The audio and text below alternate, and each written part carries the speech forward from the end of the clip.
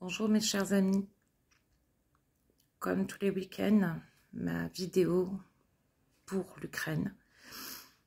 Une semaine très compliquée une fois de plus, à Soumy, Kharkiv, Kherson, Pokrovsk, Kirvin et bien d'autres villes encore qui ont été en proie aux attaques russes.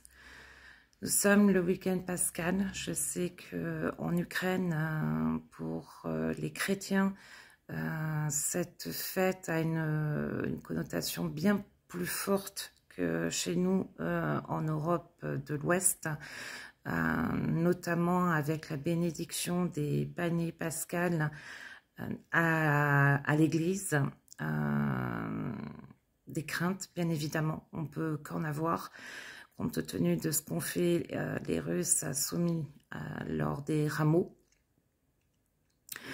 Des craintes, on peut en avoir d'autant plus que Trump réagit comme un défaitiste, à savoir qu'il va jusqu'à dire que maintenant, s'il n'y a pas d'avancée dans les prochains jours, il laisse tomber l'affaire, il ne s'occupe plus de la paix en Ukraine, et il laisse les Européens se débrouiller tout seuls.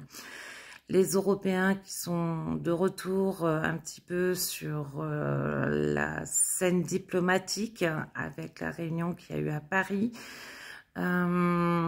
où il y a eu une rencontre donc Ukraine, il y avait également la Grande-Bretagne, vous aviez également un représentant allemand et les États-Unis dans cette discussion.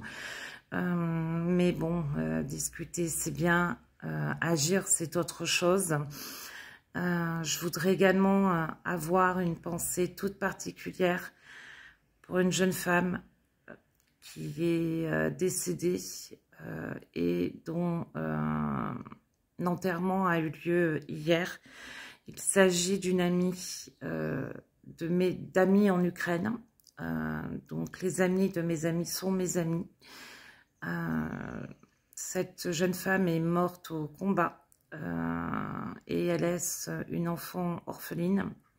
Donc je ne pouvais pas ne pas penser à elle aujourd'hui, en ce jour de week-end pascal.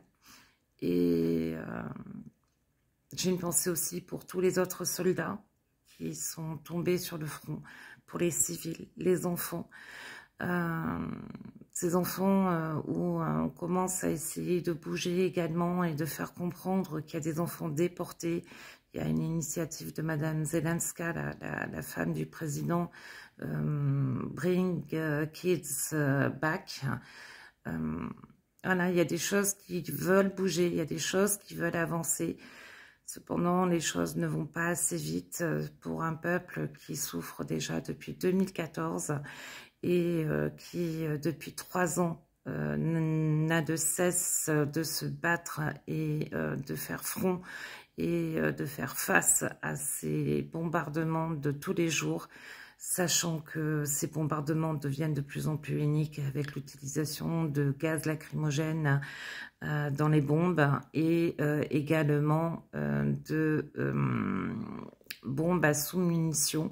Alors ces bombes à sous-munitions, ce sont en fait des petits carrés en métal, alors lequel je ne sais pas, qui, une fois que le drone a explosé, eh bien s'éparpille dans l'air.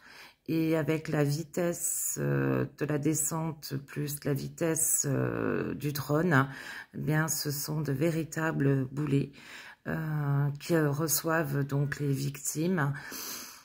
Cette semaine, j'ai pas envie de trop épiloguer. Je veux simplement penser aux Ukrainiens et être avec eux d'une manière ou d'une autre en ce week-end pascal.